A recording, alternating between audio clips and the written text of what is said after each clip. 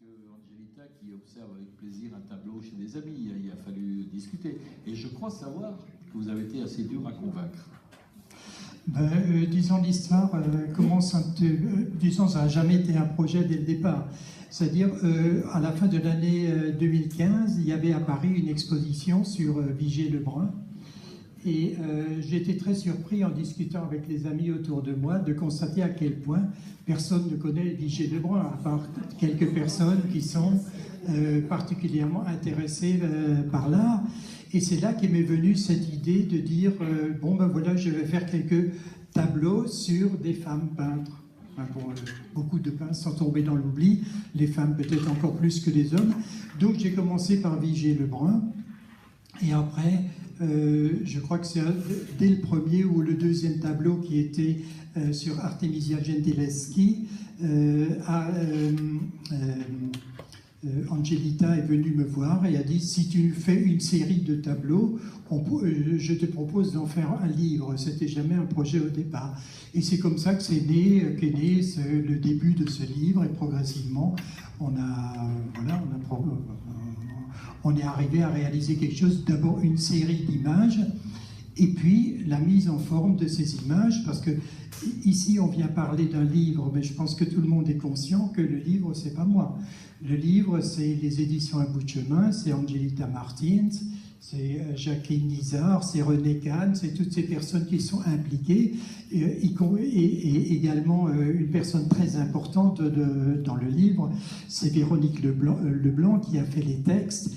Ça paraît un peu, les textes sont à côté des images, mais ces textes ont été difficiles, je pense, à faire, parce que dire en quelques lignes des destins entiers ou donner l'envie de les découvrir, c'est pas quelque chose de facile. Donc je pense que le travail de Véronique Leblanc, de ce travail d'écriture, est dans ce livre quelque chose d'important. Alors à côté de ça, il y a aussi une personne, Claude Tebert, qui a pris les photos. Il y a Philippe Delangle et sa collaboratrice qui ont mis ça en forme. Donc voilà, le livre, c'est tout un travail d'équipe. Moi, évidemment, bon, j'ai fait quelques tableaux, dont quelques exemplaires sont derrière nous. Donc j'ai fait la liste de celles que je connaissais. Et puis après, donc aux éditions Un bout de chemin, René Kahn ou d'autres personnes m'ont dit tu pourrais faire quelque chose sur tel peintre. Comme par exemple, bon, tout le monde connaît Frida Kahlo, par exemple. Eh bien, c'est Angelita qui m'avait parlé de Frida Kahlo. J'ai dit ok, je fais, mais a priori, Frida Kahlo était une femme qui, j'avais pas une envie intense de la faire. Je sais pas trop pourquoi. Mais bon, je l'ai faite, j'ai fait un tableau sur elle, mais voilà, donc ça a été suggéré par elle, ou comme René Kahn a suggéré un destin de femme dont on pourra parler tout à l'heure, qui est Marie Barkis-Tcheff, qui est un destin très, très particulier, je dirais absolument triste, et sur laquelle j'ai fait un tableau dont je ne suis pas forcément tout à fait content. Quelles sont les toiles que vous avez le plus kiffé, comme disent les jeunes aujourd'hui?